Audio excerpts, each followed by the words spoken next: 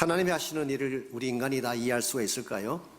그것은 불가능합니다. 하나님 마음은 너무나 깊고 너무나 위대하기 때문입니다. 하나님은 우주 만물을 만드실 마음큼 크신 분인 동시에 우리의 작은 세포 하나까지도 다 들여다볼 정도로 섬세하신 분입니다. 이와 같은 하나님을 우리의 제한된 두뇌로 어떻게 다 이해할 수가 있겠습니까? 사실은 인간이 인간을 이해하는 것조차도 쉽지가 않습니다. 생각하는 각도도 다르고 내면에 담고 있는 속내가 다르기 때문입니다. 그래서 같이 살면서도 서로 오해하고 삐치고 하는 경우를 흔히 볼 수가 있죠. 특별히 여자분들의 마음, 이걸 헤아린다는 건 거의 불가능에 가깝습니다. 오묘하지 하다 못해서 참 애매하게까지 한, 때로는 이게 뭘 원하시는 건지 헤아릴 수가 없어가지고 항상 고통을 당했던 그런 경험들이 있기 때문에 참 이해할 수 없는 것이 사람의 마음이죠. 우리 인간의 마음도 이렇게 이해하기가 쉽지 않고 어렵다고 한다면 하물며 하나님의 마음을 안다는 것은 진짜로 힘든 것입니다. 그래서 우리는 하나님의 마음, 하나님의 뜻이라고 하는 것은 이해의 대상이라기보다는 믿음의 대상인 것을 알아야 됩니다. 우리가 이해하고 따질 케이스가 아니라 믿음으로 억셉트해야 된다는 뜻입니다. 이것을 바로 알아야지 여러분이 깊은 신앙의 세계로 들어올 수가 있습니다. 하나님께서 하시는 일은 언제나 옳은 일이고 내가 다 이해하지 못할지라도 하나님이 행하시기 때문에 최선의 열매가 있을 것이다 믿고 억셉트 할 때 하나님은 지금까지 경험하지 못했던 새로운 차원의 축복을 허락해 주시는 것입니다. 그럼에도 불구하고 오늘 많은 사람들이 하나님의 일에 대해서 반문하고 따지는 경우를 봅니다.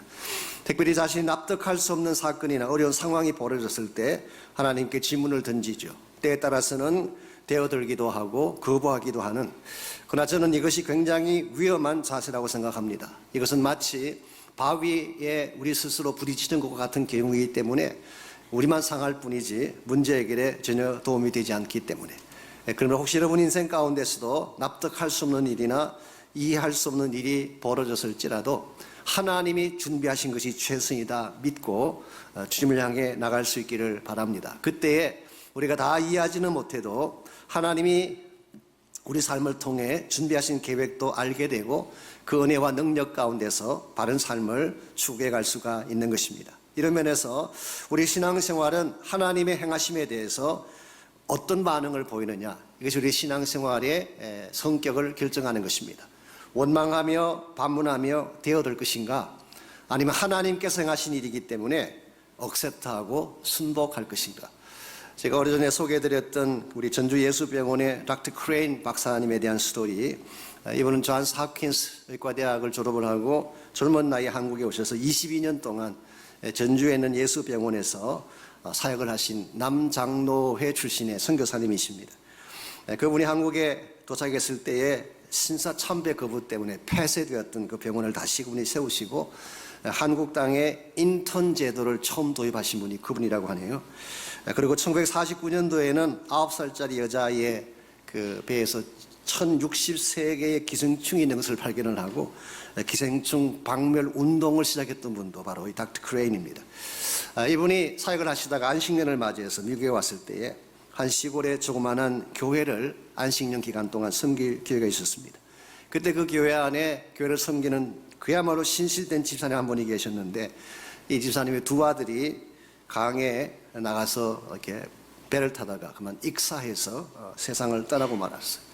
그리고 그날 밤에 설상가상으로 자신의 집에 불이 나서 집 전체가 전소가 되어지고 그 바람에 자기의 부인마저 세상을 떠나게 됐습니다.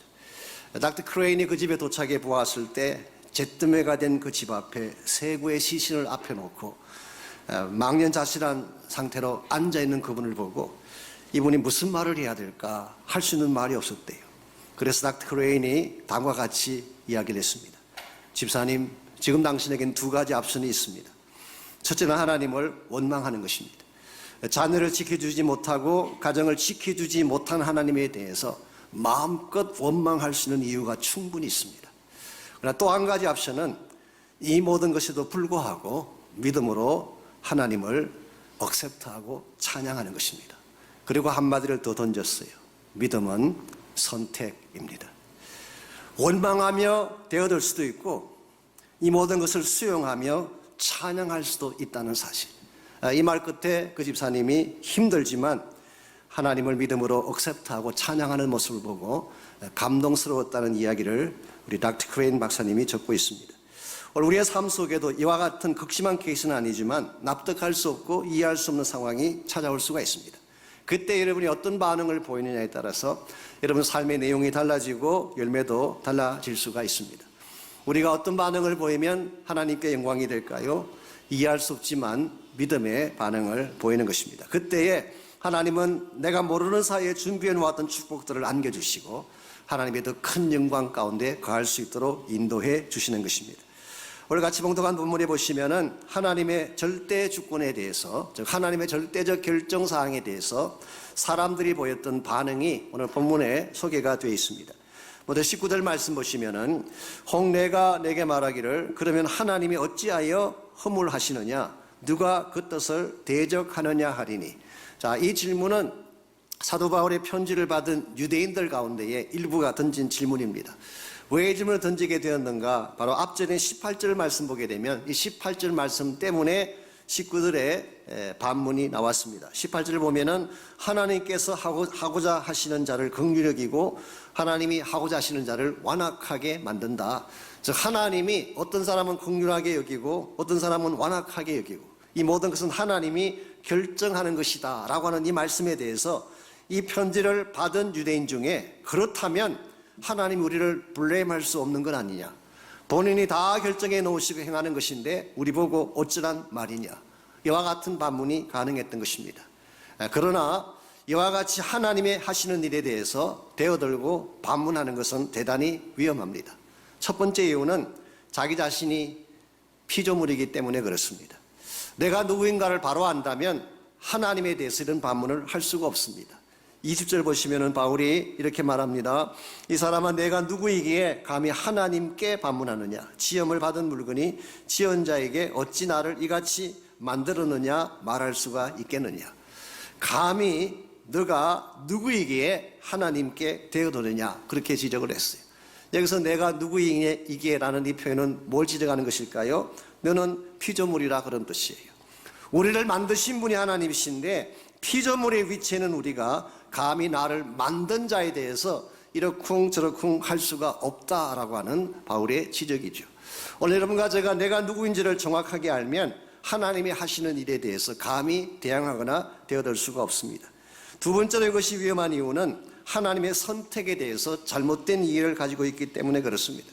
우리는 하나님이 선택했다 그러면 하나님께서 자기 마음대로 구원할 사람 따로 뽑으시고 버릴 사람 따로 뽑으셔서 마치 하나님이 어떤 프로그램을 만드시듯이 그렇게 했다고 생각하기 쉬운데 오늘 본문을 자세히 보면 하나님의 선택은 그런 뜻이 아닙니다. 이런 케이스입니다. 사실은 처음부터 의인이 한 명도 없었는데 모든 자들이 다 악한 자였는데 하나님께서는 악한 자들 가운데서 그래도 긍휼을 베푸실 자들을 선택한 경우를 설명하고 있습니다. 그러므로 하나님의 선택은 실제로는 우리 인간이 전부 다 죄를 지어서 악한 사람이고 심판받아야 마땅한 자인데 그 중에서 하나님은 어찌하든지 하나님의 긍휼 받을 자를 세우기를 원하시는 마음, 이게 오늘 본문에 기록된 하나님 절대주권과 선택의 실제적 내용이에요. 그러므로 하나님의 선택은 은혜의 표현이지 절대로 블레임 받아야 될 사유가 아니다, 그런 뜻입니다. 이 대목에 대해서 우리 제임스 케네디 목사님이 재미있는 비유를 말씀하신 적이 있습니다. 이 제임스 케네디는 아시죠? 우리 전도 폭발이라고 하는 우리 전도 훈련을 시작했던 분이시죠. 지금은 세상 떠나셨습니다만은 5명의 친구가 은행을 털기로 작정을 했습니다. 이것을 지켜보고 있던 짐이라고 하는 아주 착실한 크리스찬이 그 5친구를 말렸어요. 제발 가지 말라고. 그래도 불구하고 이 5명이 지미를 밀치고 출발을 합니다. 그때 지미가 그 5명 중에 한 친구의 다리를 걸어 넘어뜨리고 엉켜서 싸웠어요. 못 가도록 막 엉켜서 싸운 것입니다. 그렇게 하는 동안에 다른 4명의 친구는 은행으로 가서 은행 강탈을 했습니다. 그리고 그 과정에서 경비원 1명을 살해하게 되고 도망을 쳤지만 결국 체포되어서 사형 선고를 받게 됐습니다. 그런데 그날 가담하지 않았던 1명의 친구는 형을 면하게 됐어요. 이 대목에서 제임스 케네디가 이렇게 질문을 던집니다. 이 4명의 친구들은 누구 때문에 사형을 받게 됐을까요? 당연히 그들이 행한 범죄 때문입니다. 그들이 은행을 털었고 사람을 죽였기 때문에 사형 집행을 당한 것입니다. 자, 그렇다면 나머지 한 친구, 아무런 형벌도 받지 않았던 그 친구는 왜 형벌을 받지 않았을까요? 착해서였을까요? 아닙니다. 둘 다 똑같이 범죄를 저지르려고 작정했던 악인이었어요. 그랬는데 짐이라고 하는 사람의 강력한 제재 때문에 이 일을 행하지 못해서 형을 면한 것뿐이지, 사실은 그 형 받지 아니한 사람도 실제로는 악한 자임에는 틀림이 없었어요. 이것을 제임스 케네디는 긍휼이라고 불렀습니다. 원칙대로 따진다면 똑같이 형벌을 받아야 되는데 어떤 자들에게는 그 형벌을 받지 않도록 면제시켜주는 것을 mercy, 긍휼이라고 말하는 것입니다. 그래서 긍휼이라고 하는 것은 내가 마땅히 받아야 할 것을 받지 않는 경우에 긍휼이라고 표현하고, 동일한 내용이지만 은혜라고 하는 것은 반대입니다. 내가 받을 자격이 되지 않는 것을 받는 경우를 은혜라고 말하는 것입니다. 오늘 본문에서 사도 바울이 말하는 하나님의 선택, 하나님의 절대 주권은 이와 같은 케이스인 것입니다. 이것은 숙명론도 아니고 하나님의 프로그램을 짜서 누구는 구원하고 누구는 버리는 이와 같은 케이스가 아니라 실제는 전부 다 죽을 수밖에 없는 죄인이었는데 어떻게 하든지 그 중에 하나님이 긍휼을 베푸시고 건져내시려고 하는 하나님의 의지와 은혜적 결정을 오늘 성경은 하나님의 절대 주권이라고 표현하고 있습니다. 여러분과 제가 이 사실을 바로 알고 하나님께서 어떠한 결정을 내리시든 하나님의 결정 앞에 마음의 문을 열고 이것을 억셉트하면 여러분이 하나님이 준비하신 복을 받게 되는 것입니다.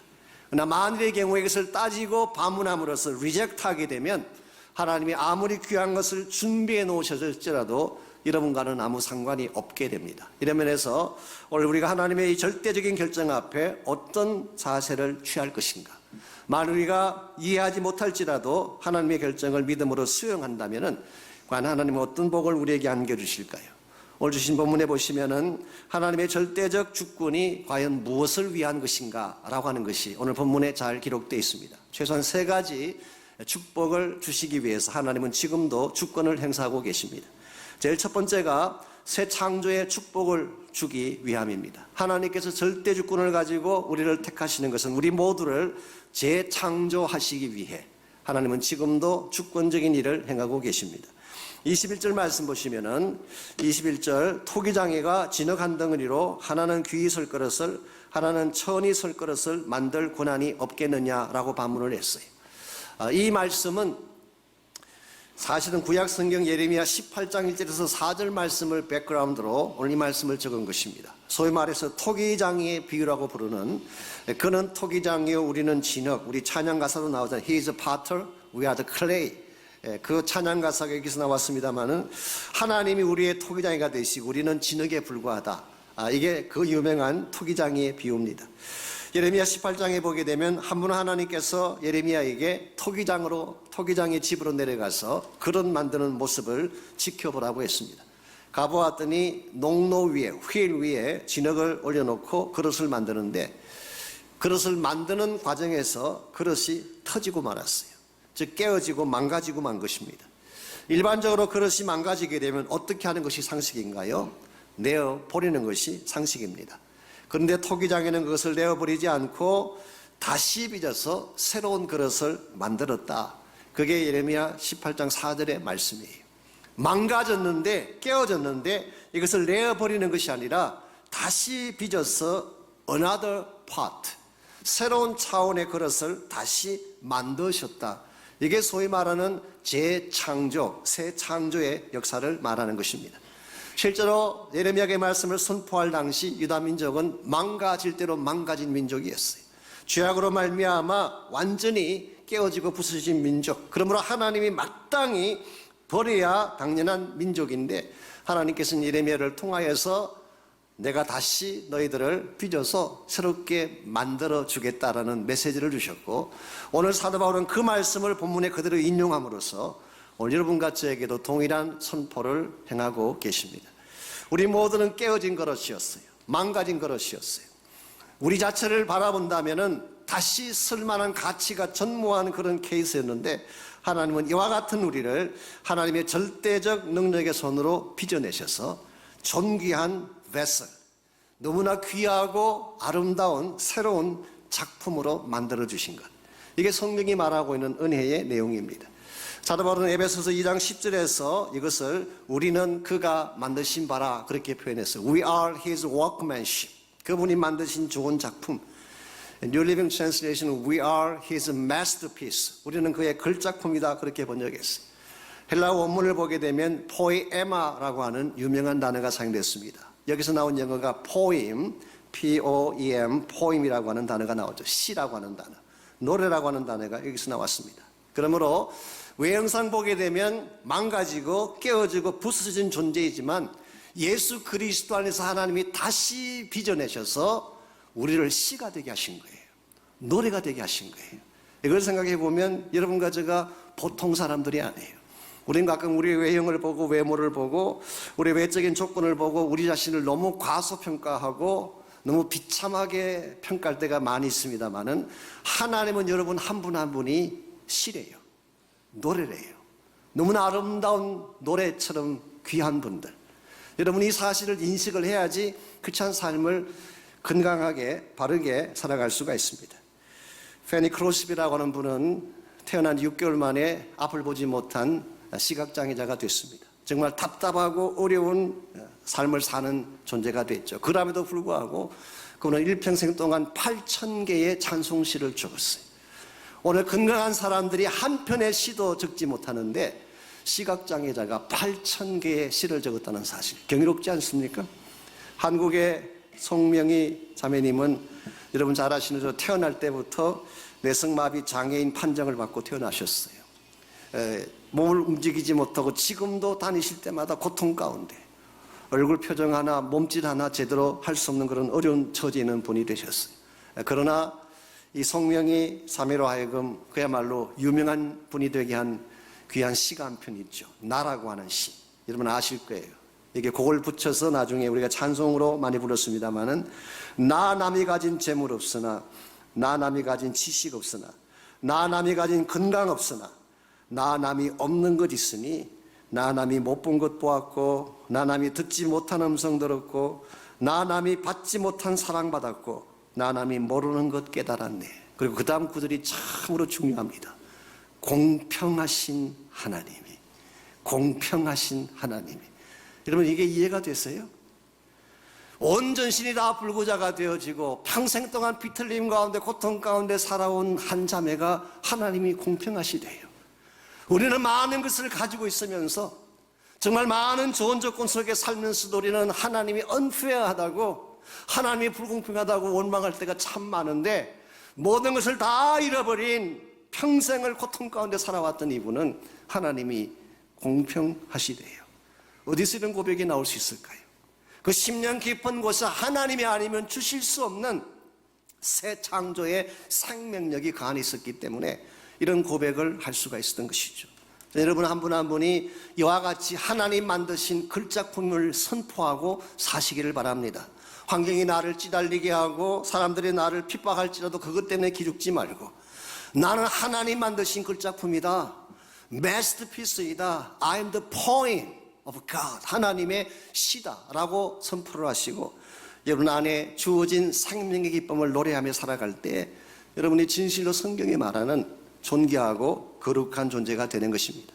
하나님의 절대 주권은 이와 같이 우리를 새롭게 빚어내기 위한 하나님의 손길을 말합니다. 두 번째로 하나님의 절대 주권은 영광의 풍성함을 주시기 위함, 영광의 풍성함을 안겨주시기 위함. 22절 23절을 보면은 여기에도 두 가지 종류의 그릇이 나옵니다. 먼저 22절에서는 진노의 그릇이 나오죠. 이 진노의 그릇이라는 말의 뜻은 진노의 대상이다 그런 뜻입니다.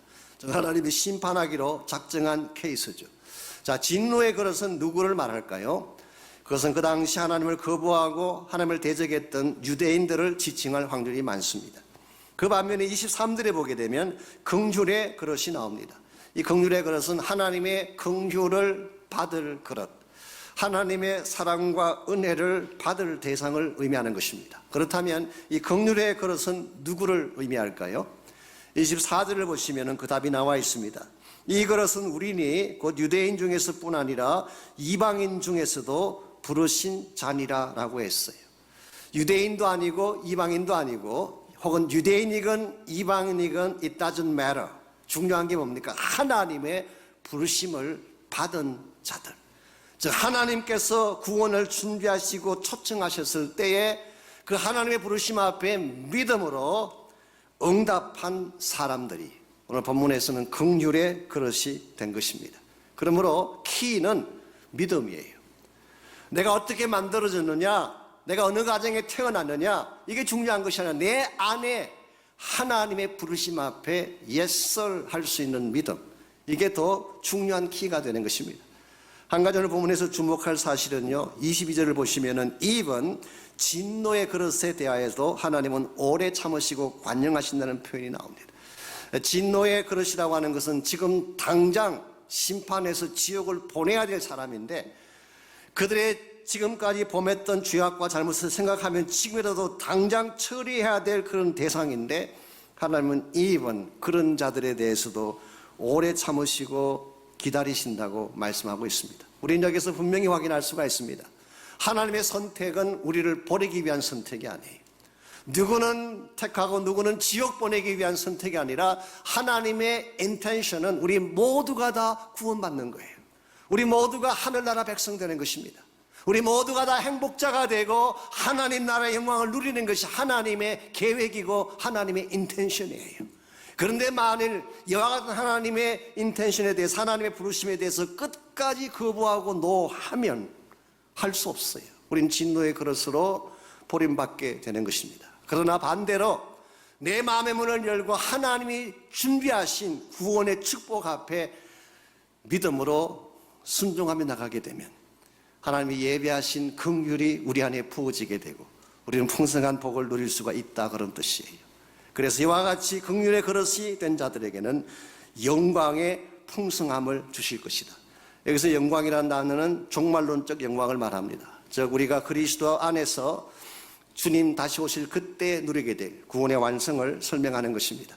좀 더 구체적인 단어를 사용하자면 예수님 재림하실 때리 모두가 영광된 부활의 몸으로 다시 살아나고 주님 다시 오시게 되면 영원한 천국이라고 하는 그 영원한 플레이스에서 우리의 영혼을 보내게 될 풍성한 축복, the riches of the glory, 그분의 영광의 풍성하심. 이게 오늘 여러분과 저에게 주어진 참된 차원의 복입니다. 여러분이 이 사실을 확인하고 내가 그리스도 안에서 이와 같이 종말론적인 하늘나라와 부활의 영광이 나의 것이라는 것을 분명히 알 때 이 땅의 행복과 불행에 연연하지 않고 살아갈 수가 있어요. 이 땅을 살면서 조금 더 잘 먹고 잘 못 먹는 것 때문에 목매달지 않는, 우리는 더 큰 차원의 the riches of His glory, 그분의 영광된 부여함이 우리를 기다리고 있기 때문에 이번에 제가 짧은 시간이지만 월화수 지난 주간에 우리 침례교 목사님들이 모이는 그 지방회 수련회 가셔서 잠시 다녀왔습니다. 사실은 제가 건축 스케줄도 있고 또 교회 사역도 너무 많아서 갈 형편이 못 되는데도 불구하고 이미 작년부터 약속을 한 것이기 때문에 이번에 네 분의 목사님들이 그 네 교회가 그분들을 섬기기 위해서 이제 다 우리가 펀드를 내고 그분들을 좀 좋은 곳에 이렇게 모셔서 대접해 드리면서 네 목사님이 돌아가면서 설교하고 이제 집회를 인도하는 그런 시간을 가졌습니다. 참 육체적으로 좀 피곤했지만 굉장히 제 마음속에 기쁨도 있고 제가 한 2시간 반을 차 타고 다시 돌아와야 되는데 돌아오는 그 차 안에서도 굉장히 찬송이 터져 나오고 그랬어요. 제가 너무 분주하게 바쁘게 살다 보니까 목회 쫓겨다니고 일에 쫓겨다니다 보니까 진짜 보아야 될 영광을 잠시 잊어버리고 있었어요. 근데 우리 목사님들끼리 모이고 사모님들만 모여가지고 찬양을 부르는데 말이죠. 너는 저 높은 곳을 향하여 날마다 나아가. 난 그 찬양이 그렇게 은혜스러운 줄 몰랐어요. 우리가 늘 부르던 찬양이고 보통 우리 장례식장에서 부르는 정도고 우리 교회에서도 거의 부르지 않는 좀 연세가 드신 분들이 가끔 부르시는 노래 정도로 알았는데 저는 그 찬양 부르면서 얼마나 많이 울고 같이 모였던 목사들이 얼마나 많이 울었는지, 이게 우리가 진짜로 가져야 될 소망인데 이걸 잊고 있었구나. 우리가 왜 목사가 되고 왜 사역자가 되고 왜 선교사가 돼야 하나. 우리가 세상적인 뭘 이루기 위한 것이라면 이렇게까지 올 필요가 없는데 고생하며 어려움 당하며 여기까지 온 한 가지 이유가 있다면 그날의 영광 때문이 아닌가. 우리 모두는 이 땅의 삶이 전부가 아닙니다. 언젠가 이 땅의 삶은 끝나요. 끝나면 하나님께서 예비하신 영원한 처소가 있기 때문에 그날 그곳에 가서 주와 더불어 영혼을 보내며 부활의 영광을 찬양할 그 자리, 이게 여러분 마음속에 품어야 될 소망이고, 이게 분명해지면 분명해지는 만큼 이 땅의 삶을 바르게 살아갈 수가 있습니다. 이와 같이 하나님의 절대 주권은 우리를 이렇게 프로그램처럼 편가르기 위한 절대 주권이 아니라 여러분을 다시 빚어 만들기 위한 주권, 두 번째는 영광된 구원의 복을 안겨주기 위한 축복, 마지막 세 번째로 하나님의 절대 주권은 회복의 은혜를 주시기 위한 것입니다. 사랑의 아름다운 결실을 맺게 하기 위한 주권, 그렇게 표현할 수 있습니다. 25절 말씀 보시면은, 25절 26절에 보시면은 이 사도 바울은 구약 성경 호세아서를 다시 한번 인용하고 있습니다. 호세아서 1장 10절과 2장 23절을 인용하고 있습니다. 호세아 선지자는 북왕국 이스라엘을 향해서 말씀을 선포했던 선지자죠. 북쪽 왕국, 남쪽 유다가 있고 북왕국 이스라엘인데 북왕국 이스라엘에 가서 하나님 메시지를 선포했던 분이 호세아입니다. 그 당시 이스라엘은, 북왕국 이스라엘은 음녀와 같은 나라였어요. 하나님을 버리고 바알과 아세라 우상을 섬기고 그들의 모든 삶의 현실 자체가 음란으로 꽉 차 있는 그런 시기가 호세아가 말씀을 선포하던 시기였습니다. 이와 같은 때에 하나님이 호세아를 부른 후에 호세아의 가정과 삶을 통해서 하나님의 메시지를 전파하기를 원하셨어요. 하나님은 호세아를 하나님의 종으로 부른 후에 고멜이라고 하는 한 여자를 아내로 취하겠습니다. 그런데 이분의 문제가 뭐냐고 하면 이분은 평범한 여자가 아니라 성경 표현에 보면은 음란한 여자라고 되어 있어요. 아마도 화류계에 있든지 아니면은 자기 마음대로 쾌락을 추구하며 살았던 그런 케이스든지 아마 그런 분인 것 같습니다. 하필이면 하나님의 거룩한 선지자의 가정에 이런 부인을 데려오게 한 이유가 뭘까? 사실 납득하기가 쉽지 않죠. 이 부인이 들어와서 세 자녀를 낳았습니다. 두 아들을 낳고 딸을 낳았어요. 그랬으면 이제 좀 착실하게 행복하게 잘 살아야 되지 않겠습니까? 그런데 고멜이 또 집을 뛰쳐나가고 말았어요. 옛날 생활로 돌아간 것입니다. 이 대목에서 어떤 사모님 한 분이 재미있는 이야기 하신 걸 제가 들은 적이 있습니다. 본인은 이 고멜의 처지가 이해가 된대요. 한편으로는. 왜 그러냐? 처녀 시절에 마음대로 놀던 여자가, 정말 하고 싶은 건 마음대로 하던 여자분이 목사와 결혼을 했어. 그 이후부터 갑자기 사모가 되고 나니까 옷을 제대로 입을 수가 있나, 가고 싶은 데를 마음대로 갈 수가 있나, 하고 싶은 말을 제대로 할 수, 항상 조신하게 행동해야 되고, 신방 갈 때는 조심조심해야 되고, 주로 기도하고 말씀 보고 묵상하는 이런 생활만 주로 해야 되니 이게 어떻게 고멜이 견딜 수가 있었겠느냐. 그래서 한 3, 4년 아기 셋 낳을 때까지 버틴 것도 장한일이다. 3년 정도 그때는 도저히 견딜 수가 없어서 같이 뛰쳐나간 케이스. 아마 사모님 입장에서 재미있게 설명을 한 케이스인 것 같긴 합니다만은, 여기서 핵심 포인트가 뭔지 아십니까? 이 고멜이 호세아의 가정을 떠났다는 것이 핵심 포인트가 아니에요. 떠난 후에 다시 데려왔다는 것이 더 중요한 포인트예요. 하나님이 특별한 은총을 주시기 위해서 고멜을 데려왔는데, 그리고 좋은 가정을 허락해 주었는데 하나님의 사랑을 저버리고 떠나갔어요. 그러면 버려야 되지 않겠습니까? 배은망덕하다고 쳐내야 되지 않겠습니까? 그런데 떠나간 그 여인을 다시 데려오게 하신 하나님, 저는 그렇게 생각합니다. 또 나갔으면 또 데려왔을 거예요. 또 나갔으면 또 데려왔을 거예요. 이게 하나님 사랑의 특징이에요. 한 번 사랑했으면 무엇을 행하든 어떤 상태가 되든 놓을 수 없는 하나님 사랑의 특징. 한 번 사랑했으면 끝까지 사랑하시는 하나님의 절대성을 호세아서가 우리에게 소개하고 있는 것입니다. 하나님 이와 같은 사랑으로 여러분과 저를 향해 다가오십니다. 그리고 오늘 말씀 25절 26절에 기록된 것처럼 내 백성 아닌 자를 내 백성 삼아 주리라. 여기 하나님 사랑의 포괄성을 발견하게, 인클루시브한 하나님의, 익스클루시브한 것이 아니라 인클루시브한, 하나님은 이방인들이나 유대인이나 상관하지 않고 모든 자들을 나의 피플로 삼으시는 하나님. 사랑하지 아니한 자를 사랑한 자라 부르는 사랑, 즉 사랑할 가치가 없는 자에게 unconditionally 사랑하시는 하나님. 26절, 너희는 내 백성이 아니라고 한 그곳에서, 이게 바로 팔레스타인 지방을 말합니다. 이스라엘 민족이 하나님을 거부하고 우상을 세우고 바알과 아세라 목상을 세우고 하나님의 가슴을 아프게 했던 바로 그곳에서 그들을 다시 살아계신 하나님의 아들이라 일컫게 하리라. 여기에 하나님의 은혜가 있고 치유의 회복이 표현되고 있는 것을 보게 됩니다. 이스라엘 민족은 깨어지되 그냥 깨어진 정도가 아니라 산산조각이 났어요.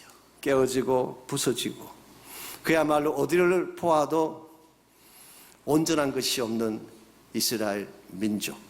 근데 하나님은 그 민족마저도 다시 나의 아들이라고 회복시켜 주시고 하나님의 품 안에 살도록 하시는 것. 하나님 이걸 위해서 지금도 그분의 절대적 주권과 능력을 가지고 일하고 계신다고 하는 뜻입니다. 우리 가운데 완벽한 사람이 혹시 있을까요? 우리 가운데 인격적으로, 심령적으로 우리 삶의 내용 자체가 완벽하다고 말할 자가 과연 있을까요? 저는 아무도 없다고 생각합니다. 우리 모두에게는 다 모난 부분이 있어요. 우리 모두에게는 깨어진 부분이 있어요. 우리 모두에게는 금간 부분이 있습니다. 근데 하나님은 모난 그 부분을 깎아내어 주세요. 우리의 교만한 마음이나 우리의 막 나가려는 마음들을 하나님이 깎아주세요. 깨어지고 부서진 실패하고 상처난 부위들은 하나님이 치유해 주세요. 심지어는 금이 갔기 때문에 나도 인식하지 못하고 주변 사람도 보지 못하지만 나만이 가지고 있는 깊은 상처의 골까지도 하나님은 만지시고 치유해 주셔서 마침내 나의 자녀가 되게 하시는 것. 이게 바로 하나님이 지금도 행하시는 일입니다. 하나님은 절대 주권을 가졌다고 말씀드렸는데 하나님의 절대 주권은 쉽게 표현하면 절대 사랑이었어요. 하나님의 절대 주권은 우리가 어떤 케이스든지 반드시 우리를 건져내어서 다시 회복시키시는 하나님의 절대 능력을 의미하는 것입니다. 여러분과 제가 이 사실을 바로 알고 여러분이 무슨 일을 당하든지 어떤 상태에 있든지 이 하나님을 향해 믿음을 갖고 나가기만 한다면 하나님은 고멜을 치료하시고 북왕국 이스라엘을 치료하시고 망가지고 무너졌던 유다 민족을 다시 살리셨던 것처럼 여러분과 저를 다시 회복하셔서 하나님의 거룩한 작품들이 되게 하실 것입니다. 혹시 여러분 인생 가운데 납득할 수 없는 고난이나 아픔이 찾아온 분이 혹시 있다면 하나님을 원망하거나 반문하기보다 하나님의 절대성을 신뢰하고 하나님이 내가 모르는 비밀스러운 복을 준비하시고 나에게 이와 같은 고통을 주는구나 생각하고 믿음으로 억셉트하고 감사하는 여러분 되시기를 바랍니다. 그러면 하나님이 실제로 여러분의 인생을 그렇게 축복하셔서 그 영광 가운데 거하게 하실 것이기 때문에 혹시 여러분 가운데 여러분이 당하고 있는 아픔이 너무 깊어서 여러분이 겪고 있는 고통의 현장이 너무 아파서 혼자 힘으로 도저히 해결할 수 없다고 생각하는 분이 혹시 계신다면 역시 여러분을 절대적 사랑과 능력으로 품으실 하나님 향해 나오시기 바랍니다.